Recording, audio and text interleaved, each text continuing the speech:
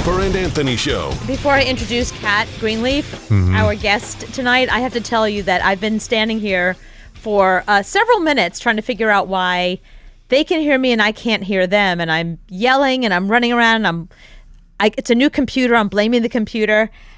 I literally pulled the jack from my headphones out of the microphone because it got caught in my sweater. Like, this is what's wrong with me? I have one of these days. You've one of these days, like you're like dropping things all day. You know, you're tripping on stuff. I had one of these days that I can't, like, for some reason, Butterfingers all day. I've had a whole day of this. Why are you holding your mic? What happened to the mic stand? Don't even get me started on that. I'm holding my mic right now. What happened to your mic stand? That's its own little story.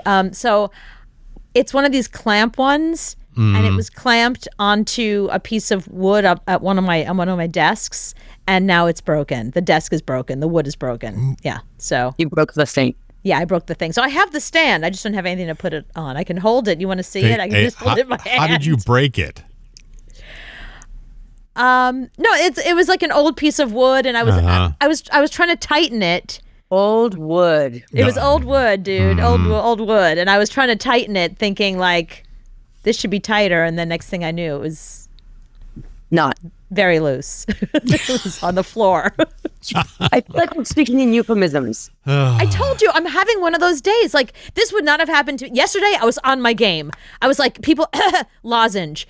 Somebody lights up a cigarette, match. Like, I was ready for everything yesterday. Like, no matter what anybody needed, I'm hungry, here's a kind bar. Like, whatever anybody needed yesterday, I was fucking on it. But tonight, for some reason, I'm just like, I don't know. It's almost like I literally... making you nervous?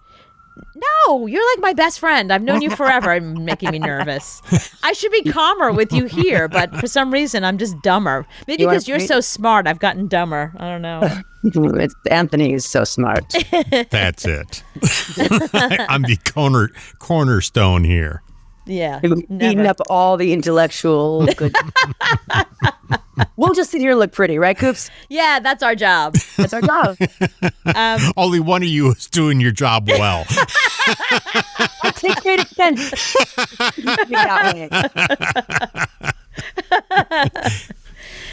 So joining us tonight, by the way, the voice you're hearing is Kat Greenleaf, and she is not only one of my closest friends, my ride or die, somebody who's been in my life, almost as long as my parents, really. Like my sister, I never had. But Kat, you probably know Kat Greenleaf from the show that she created, Talk Stoop. And, in my world, when I think about that, you are the first person to work from home. Like, we all did it during the pandemic. So true. You're so right. I've often felt that way. Real trendsetter, Yeah, you pioneered working from home. And Take that, Zoom. Yeah, it'd be so crazy. Like, I'd be at my house and she'd be at her house, except Jennifer Lopez would be there. That's how it went. What a weird job that was, right? How did you come up with that idea of sitting on your stoop talking to celebrities? I am an agoraphobic. I do not like to leave the house. And when my first son was born, I legitimately never wanted to leave the house. And I came up with it one day, like this would be a funny thing. I walked into the newsroom, put it out there, and nobody said no. So that's what happened. Nobody did anything. Nobody paid attention to me at all. So I just started doing it. And then the rest is history. It took off. People wanted to see it. Like, what happened was you launched it and then it found its audience. Well, luckily it found its audience exactly where it was in the back of taxis. So in a world before Uber and in a world before your cell phone playing video, there were little TVs in the back of cabs and people were captive audiences. And it was lucky timing, to tell you the truth, because people had to sit and watch it. And those people included publicists and celebrities, and they wanted to be on in the cabs. So I truly have the cabs to thank for my that chapter of my career. Interesting. I didn't know that. I thought, I figured, I don't even know how, all these years, I didn't even know that was your story. I knew it did well in cabs, but I didn't realize that was what put you on the map. I figured people were already watching it on TV, but yeah. No, I think it was because getting the bookings was what was important. And again, it's when publicists were flying around Manhattan in yellow cabs, How can I get my client in a cab? 100%. Yeah. That was it. And so we really lucked out. And once again, I'd like to say, a pioneer of mobile entertainment, right? This was before people were looking at video on their cell phones. So, and COVID, video. Right. Total pioneer. Get it right here. But now you're pioneering something brand new and something else. And again, friggin' pioneering stuff, amazing. You're doing this project. Do you have a name for it, by the way? Does the program have a name? Yeah, well, it's a company. It's we are not a nonprofit because in all my years on this planet, I have not figured out how to do anything without sustaining it with cash. Right? Sure. All the companies I read about and campaigns I read about that get started and then stop is because they run out of cash. So we are for profit, and the name is Ray and Sons. My last name is Ray, and I have 2 sons, and so we are Ray and Sons. Ray and Sons Construction. But your kids have nothing to do with it because I've met them and they probably. I think they probably. Yeah, they stopped by. That's right. They stopped by. Yeah. But what they don't, I'm trying to make something for them. So in the future, should they want to join a family business, there will be one. But the real key to what you're doing is more than just construction. What you're doing. Ma'am. Okay. So did you come up with the idea first to find people who were in prison who were looking for jobs? Did it start with wanting to help people who are incarcerated and now free, or how did this happen? Let me back you up a little bit. I'll tell you what happened. So about 5 or 6 years ago, we moved out here to Coney Island. I had lost that wonderful show that we spoke about earlier, so I was pretty down, and not putting it glamorously. And so I spent a lot of time sitting here in Coney Island on the beach, getting better, healing from the previous few years. And so powerful was the ocean in that process that I felt like I had to share it. It was too good. It was too special. It was too amazing to live in New York City and have a front row seat to the ocean, right? And so I wanted to share that with people, and I wondered who needed the ocean as much as I had needed it.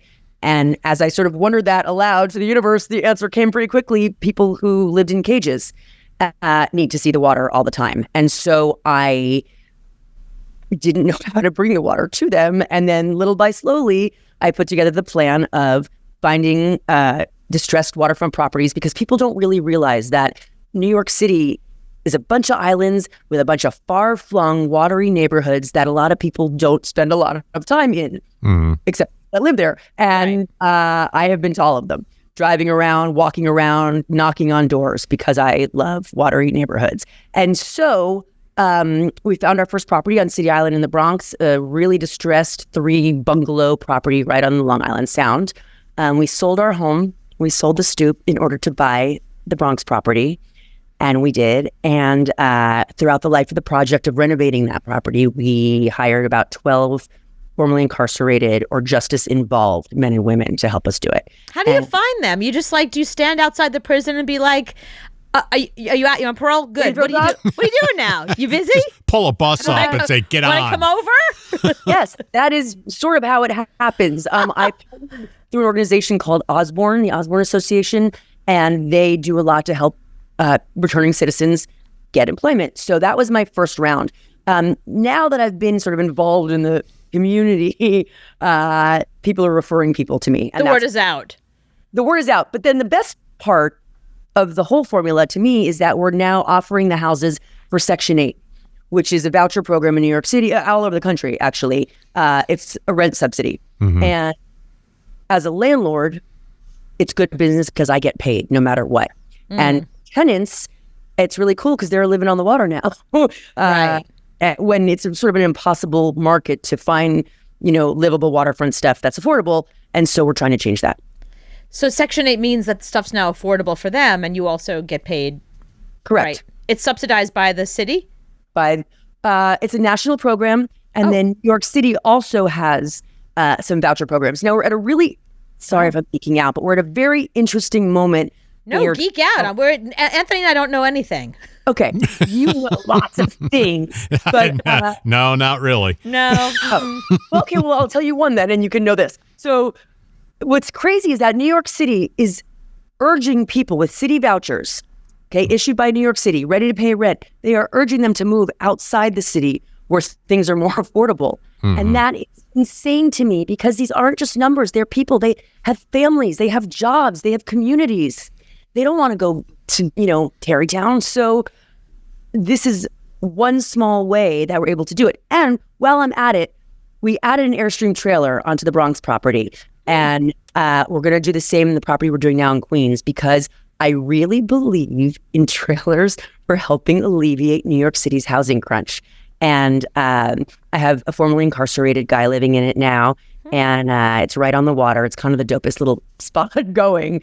And I think if more New Yorkers saw fit to adding a trailer to their backyard or driveway, we could house that many more people.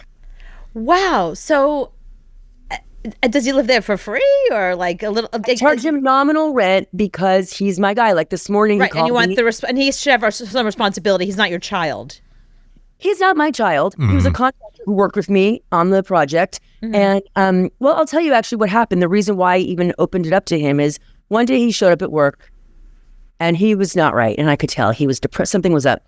And I said, you don't have to stay at work today if you don't want. He said, well, I don't want to work, but I really don't want to leave.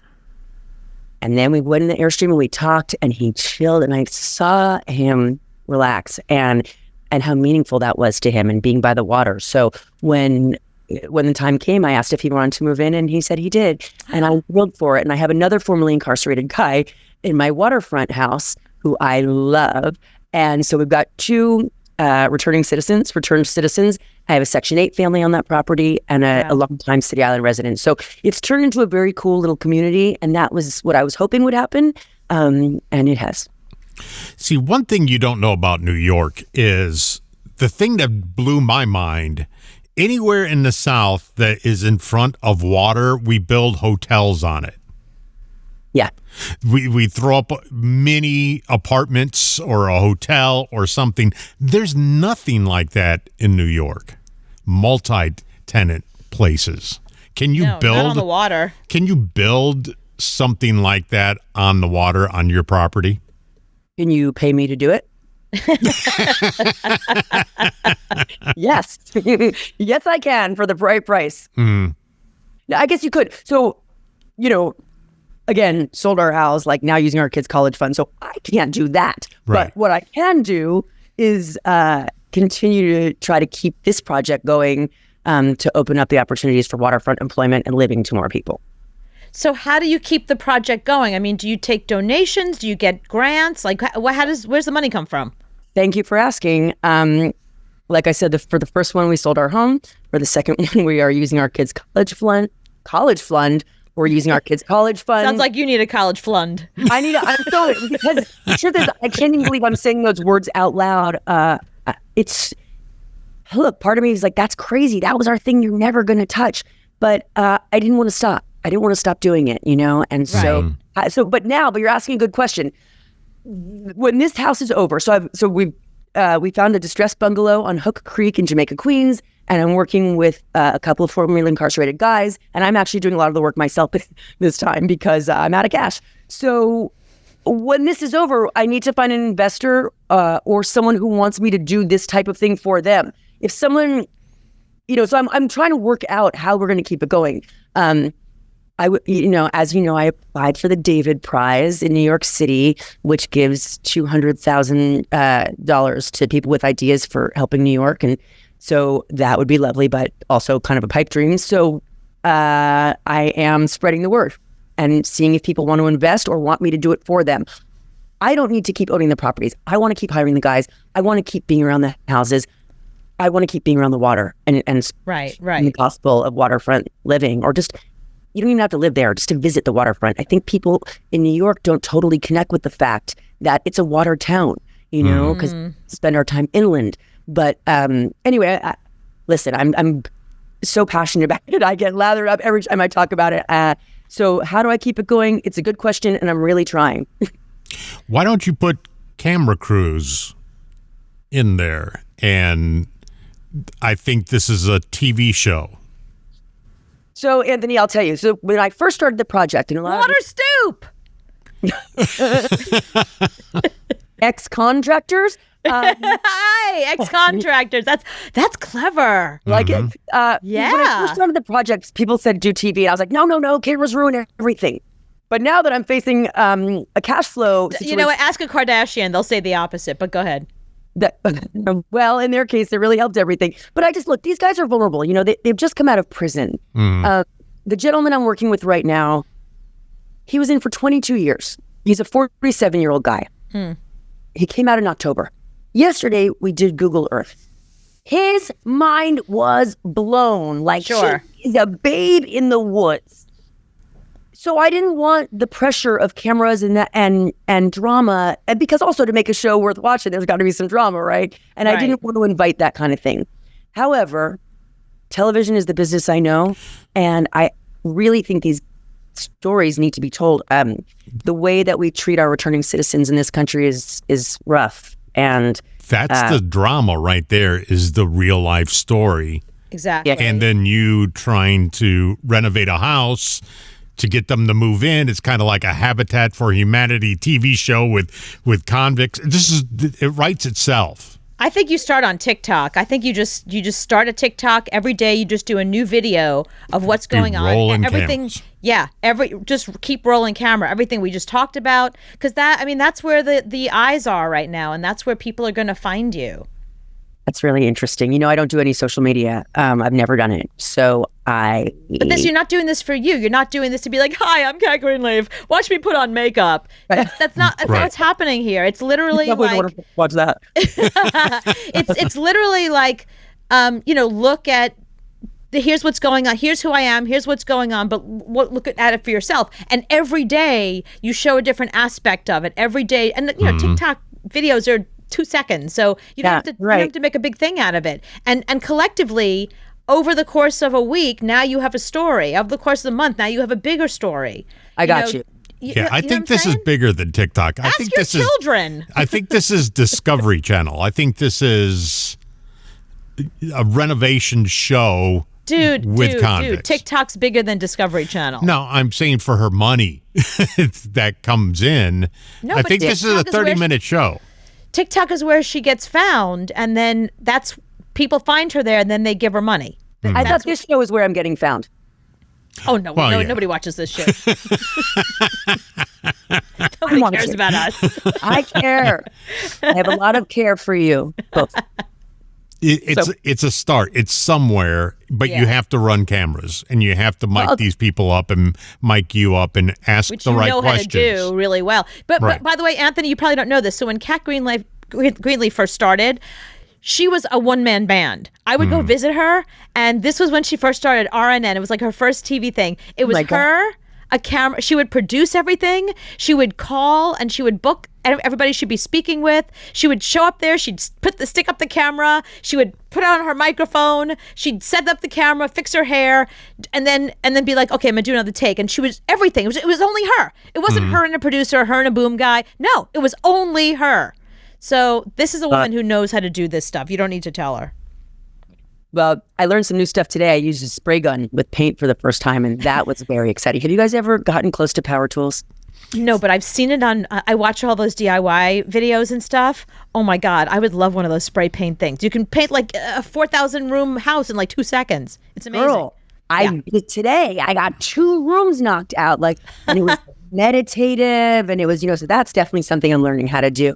I also used a drill, which was really exciting. Don't say anything like that to Cooper. She can't figure out how to plug in headphones. So she broke a microphone stand, and she can't plug in headphones. And I've been in radio 20 years. I was about to say, it's 101, but it's okay, Mama. It's because you're, what's the Buddhist thing? Like, you're always a student. You're a forever child. Okay, we'll go with that. Forever a child. That's a good one. Forever an idiot. What's the thing? You're not an idiot. Don't talk to my friend that way.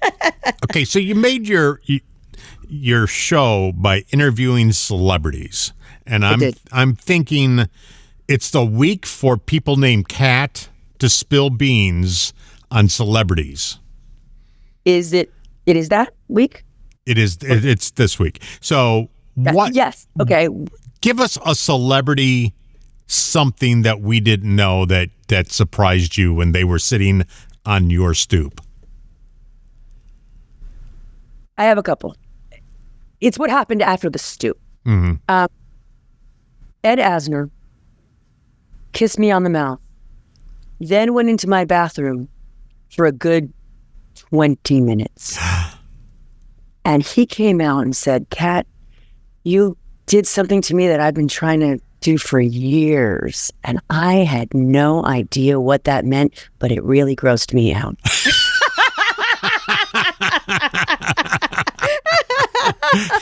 20 minutes.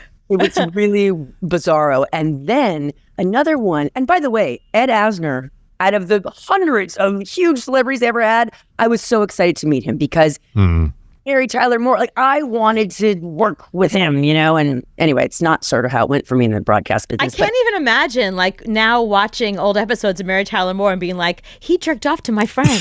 You know? After one kiss.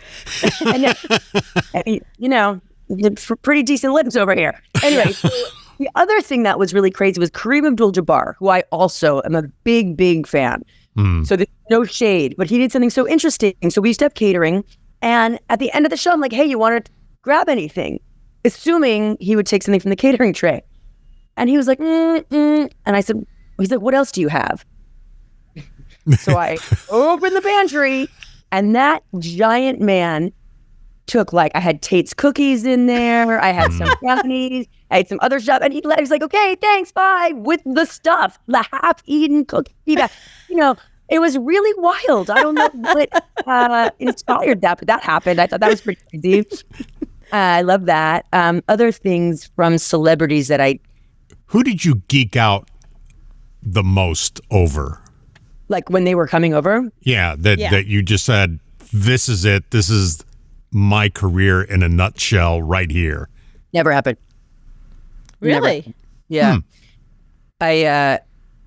It's funny. I've never been a celebrity person. So, you know, the Talk Stoop becoming a celebrity show was a mistake. You know, who I really wanted to interview in the beginning, it was Eli the seltzer guy. It was my mom. It was the UPS guy. Like, I thought this was going to be just a local Brooklyn show. You asked me. I wrote some stupid dating book, and I was writing for Cosmo Girl, and you were like, come to the stoop. I was like, you don't want to talk to me. I got nothing to say. Well, I definitely would have talked to you. But so the celebrity thing was an accident. It was because I ran into Rosie Perez at a Latino AIDS function like 2 weeks into the idea. And I was like, listen, I think you live in the neighborhood and you want to be on my stoop? Yeah, I'll be on your stoop. And she came and like was awesome. And then Tommy Lee saw that. He was in a cab and saw it and told his publicist he wanted to be on the show. And then everyone's publicist got the word, and that's how it happened. So, okay, but listen, when Elliot Spitzer came over, that was a crazy one for me. It just seems so wild that this guy who used to be like this huge thing was sitting there making sex jokes on my stoop. So that was post-scandal. Oh, yeah. Listen, that guy would have never come to me pre-scandal. Never.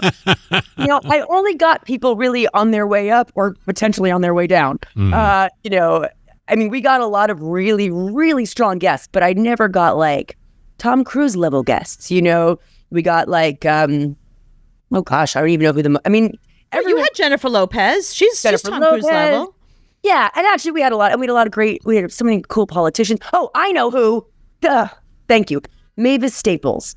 Mavis Staples was the I could die happy. She let me sing with her. And she invited me to her house for wings and wine. And I really fell in love with that woman. So that was really great. Edie Falco was another. Oh, come on. You had Edie Falco? Did you tell her about me? Did you say Anthony wants to meet you right now? We need to call him? She couldn't stop talking about you. See? I knew it. I knew it. Yeah. She couldn't stop talking about you. All right, I'll give you more. So there were only 3 people that didn't like warm up immediately or that I didn't cotton to immediately. And it's odd because I'm fans. Because I'm fans. I'm a fan of all. It was Stanley Tucci, Jimmy Smits, and the guy who was in City Island. What's his name? Come on. City Island. The movie. The reason I ever knew about City Island was because this guy was on. Oh my God, he's famous. What's the actor's name? You can't think. Andy Garcia. Oh, okay. And it was the only time I was like, God, what is it? And I said to each of them, something wrong? Like, what's going on? And then they let their breath out. I don't know what it was. Maybe I wasn't warm and welcoming or something. But those were the only 3 that didn't take off immediately. Most people I felt really sweet with. You know, when someone comes into your house, it's like a very warm feeling. Yeah. And they feel like they're in their house. Like I don't have family pictures up on the walls. I tried to keep it really like so they could feel like it was their own. And that was something I learned from Eva Longoria, because when she was on the show, I was upstairs. I had to run upstairs and change in my closet, whatever. It was not glamorous. Anyway, but it took me a minute to get dressed. And when I came down, I realized enough time had passed that she welcomed me into my own living room. Like she had already taken over, and it was an amazing interview because she felt that comfortable. And so I started staying upstairs on purpose and letting people come in and inhabit the space so that they would feel not like they were on the hot seat, but like they were part of the scene. And that something that really worked for the show. That's really brilliant. You gave them a minute to relax. You gave them a minute to kind of take it all in without you there observing them. Right. Exactly. Right. And so, in the very early days, I would have to rush home, from whatever else I was doing at NBC, and I did everything myself. I baked the cookies, I made the coffee, and Ralph Macchio came over. And it was just my cameraman and Ralph and myself, and he did something so interesting. I laid out the mug. He did the kick. He did this and did the kick. He did. And it was so awkward because he's, old. Older, not old, just older. Anyway, he came in, so I laid out 3 mugs. And he said, "Oh, which one is your special mug?" And lo and behold, I did have a special mug. They all look the same. One was very precious to me. And he was so lovely like that, very considerate. No one has ever, most people just would grab it. So the fact that he took a moment and considered me was very lovely. Oh my God, he must be great in bed. I never considered him like that, but any guy that is going to consider your mug, oh my God, he must be awesome in bed. He waxed on and waxed off. I need to wax on and wax off to him. Oh, yes. He paint the fence. Paint the fence.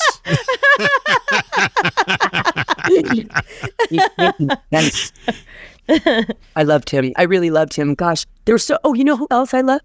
Come to think of it was when Lisa Kudrow came on, I offered her baked goods as always. And she was like, "Ew, no." And I was like, offended. I'm like, "What?" She's like, "Because I want to be thin." And I thought, well, that's, everyone else just demurred or whatever, but she just went right to it. I want to be skinny and that won't help. And I love people who are that honest, Right. Or,